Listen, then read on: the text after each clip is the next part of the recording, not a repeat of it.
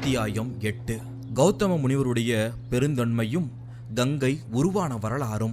முன்னொரு காலத்தில் கௌதம முனிவர் தன் மனைவி அகலியையுடன் பிரதமகிரியில் தவம் புரிந்து வந்தார். அப்பொழுது ஒரு சமயம் மழை பெய்யாமல் இருந்தது. பயிர்கள் எல்லாம் வாடி போனது. நீர்நிலைகள் எல்லாமே வற்றி போனது. எங்கும் வறட்சி மட்டுமே இருந்தது. எல்லா உயிரினங்களும் உயிர் வாழ தேவையான தண்ணீர் இல்லாமல் ஆங்காங்கே இறக்க ஆரம்பித்தன. இதை பார்த்த முனிவர் மனம் வருந்தினார். வருண பகவானை வேண்டி தவம் புரிந்தார். தவத்திற்கு மகிழ்ந்த வருண பகவான் காட்சி தந்தார். வேண்டும் வரம் கேளுங்கள் என்று கேட்க, அதற்கு கௌதம முனிவர், மழை இல்லாமல் நாடு நகரம் வறண்டு போயிருக்கிறது, உயிர்கள் அனைத்தும் இறந்து கொண்டிருக்கிறது, ஆகவே நீங்கள் கருணை கூர்ந்து மழை தர வேண்டும் என்று சொல்ல, அதை கேட்ட வருண பகவான், என்னை மன்னித்து விடுங்கள், ஈஸ்வரனுடைய கட்டளைப்படிதான் எல்லாமே நடக்கிறது. அவருக்கு மீறிய வகையில் எந்த செயலையும் என்னால் செய்ய முடியாது. மழையையும் பெய்விக்க முடியாது. என்னால் மட்டும் கிடையாது, வேறு எந்த தேவர்களாலும் செய்ய முடியாது. வேறு எதையாவது கேளுங்கள் என்று சொல்ல, அதை கேட்ட கௌதம முனிவர் அமைதியாக, உலகம் முழுக்க மழையை தருவது நீங்கள்தான், அதனால்தான் உங்களுக்காக விரதம் இருந்தேன், நீங்களும் வந்தீர்கள். இப்பொழுது மழையை தர முடியாது என்கிறீர்கள். இருக்கட்டும், வேறு எந்த வகையிலாவது தண்ணீரை தந்து மக்களுக்கு உதவக்கூடாதா என்று கேட்க, அதை கேட்ட வருண பகவான், இனியும் நீங்கள் கேட்பதை என்னால் மறுக்க முடியாது. ஆகவே நீங்கள் ஒரு குளம் வெட்டுங்கள், அதில் நான் தண்ணீர் தருகிறேன். அது மட்டுமல்லாமல் அந்த குளம் எக்காலத்திலும் வற்றாதவாறு நான் செய்கிறேன். அந்த குளம் உங்களுடைய பெயராலே அழைக்கப்படும். அந்த குளத்தை கொண்டு எந்த பூஜை செய்தாலும் பல்வேறு பலன் உருவாகும்.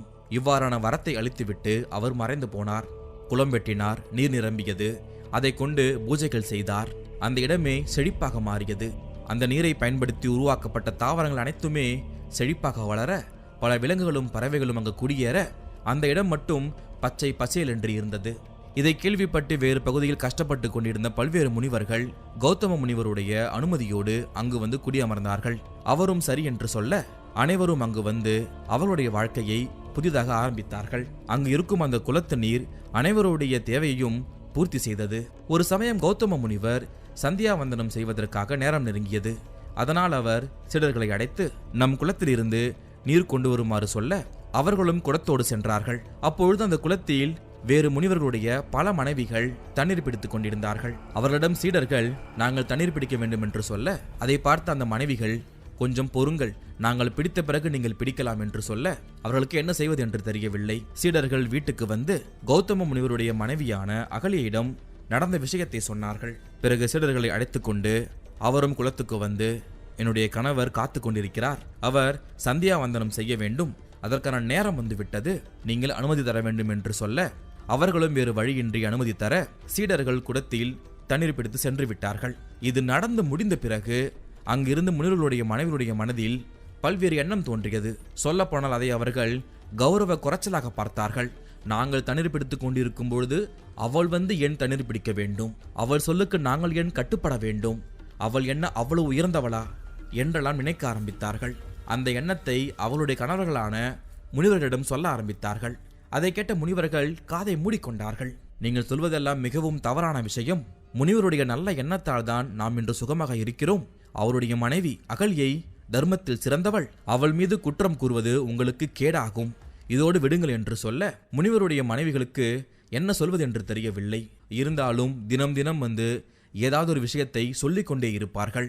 அவ்வப்பொழுது கௌதம முனிவருடைய சிலரிடம் வம்பிழுத்து கொண்டிருந்தார்கள். அவர்களும் அகலியை கொண்டு பிரச்சனையை முடித்து விடுவார்கள். பிறகு மீண்டும் வீட்டுக்கு வந்து முனிவர்களிடம், அவள் அது செய்தாள், இது செய்தாள், அவள்தான் எல்லாம் என்று ஆடுகிறாள், அவளுக்குத்தான் முன்னுரிமை என்றெல்லாம் பேசத் தொடங்க, காலப்போக்கில் முனிவர்களும் அதை நம்ப ஆரம்பித்தார்கள். பிறகு அவர்கள் ஒரு முடிவெடுத்தார்கள். அவர்கள் அனைவருமே அங்கு நிம்மதியாக இருக்க வேண்டும் என்றால் அகலியை இங்கு இருக்கக்கூடாது, அவள் இருக்கக்கூடாது என்றால் கௌதமரும் இருக்கக்கூடாது. அதனால் கௌதமரை இங்கிருந்து வெளியேற்றுவதுதான் ஒரே வழி என்று முடிவெடுத்து அதற்கான காரியத்தில் இறங்க ஆரம்பித்தார்கள். கௌதமர் ஒரு மாமுனிவர். அவருடைய மனைவியான அகலியை தர்மத்தில் சிறந்தவள் பத்தினி. இறைவன் அருள் இல்லாமல் அவர்கள் இங்கிருந்து நகர்த்த முடியாது என்று முடிவெடுத்து வினைத்திருக்கும் விநாயகனை எண்ணி முறைப்படி பூஜை செய்து அவரை வரவழைத்தார்கள். அவரும் காட்சி கொடுத்தார். உங்களுக்கு என்ன வரம் வேண்டும் கேளுங்கள் என்று சொல்ல, அதற்கு அந்த முனிவர்கள், விநாயக பெருமானே, கௌதம முனிவர் தன் பத்தினி மற்றும் சீடர்களோடு இங்கிருந்து வெளியேறிவிட வேண்டும், அதற்கு தாங்கள் தான் அருள் புரிய வேண்டும் என்று சொல்ல, அதை கேட்ட விநாயகர் அதிர்ந்து போனார். நீங்கள் கேட்பது வரம் கிடையாது, நல்லவர்களுக்கு கேடு விளைவிக்க வேண்டுமா? உங்களுக்கு இடமளித்து ஆதரவளித்த அவருக்கா நீங்கள் இந்த செயலை செய்ய வேண்டும்? நீங்கள் கேட்பது அவருக்கு கேடல்ல, உங்களுக்கு தான் கேடு, உங்களுக்குத்தான் அழிவு. அதனால் இந்த வரத்தை விடுங்கள், வேறு வரத்தை கேளுங்கள், கண்டிப்பாக தருகிறேன் என்று விநாயகர் சொல்ல அவர்கள் விடவில்லை.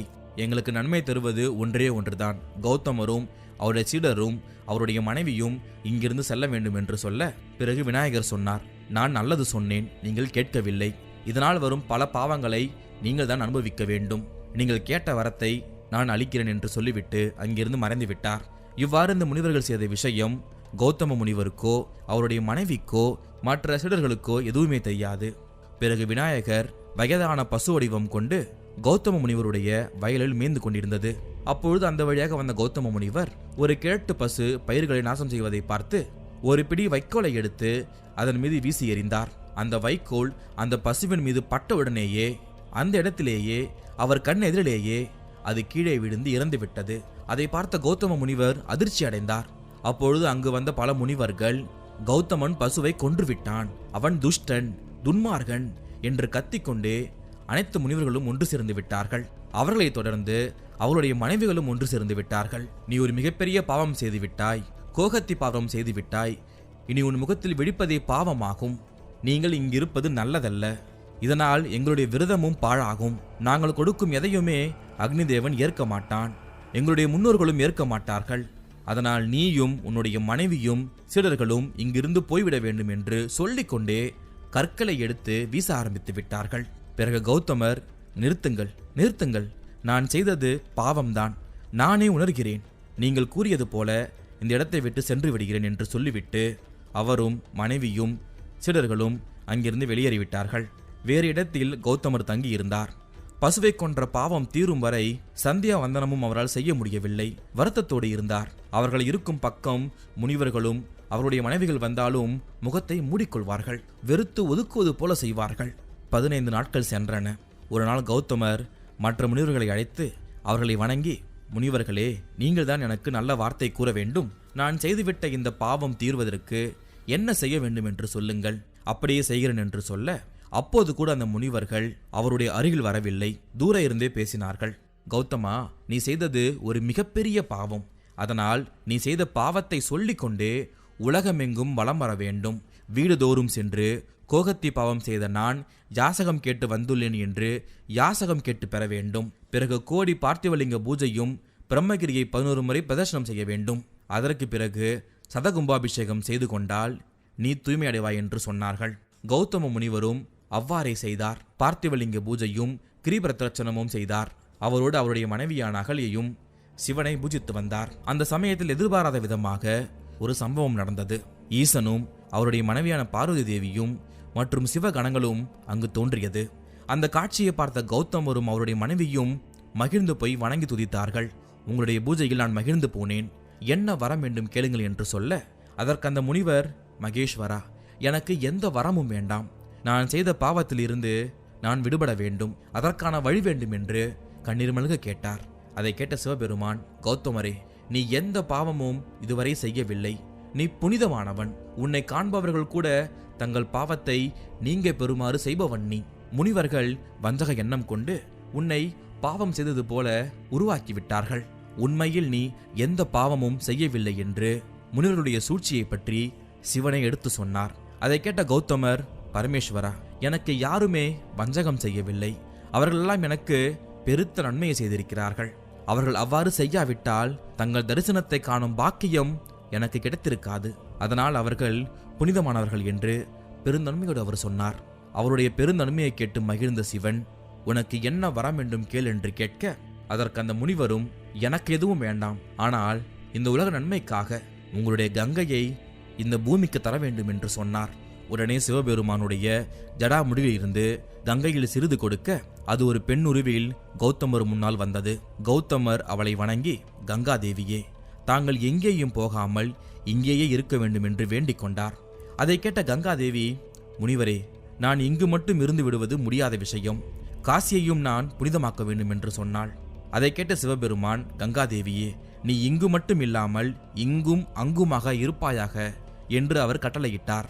அதை கேட்ட கங்காதேவி, பரமேஸ்வரா, ஒரு பாவமும் அறியாத நிரபராதியான கௌதமரை வஞ்சனையால் வருத்திய முனிவர்களுடைய முகத்தை பார்ப்பதற்கு நான் விரும்பவில்லை. இருந்தாலும் நீங்களும் பார்வதியும் சமேதரராய் இங்கு எழுந்தருளினால் நான் இங்கிருக்க தடை எதுவுமில்லை என்று சொல்ல, சிவபெருமான் கங்கை கூறியது போலவே அவ்வாறே அங்கு எழுந்தருளினார்கள். கங்கையும் மனம் மகிழ்ந்து பூஜித்து வந்தார்.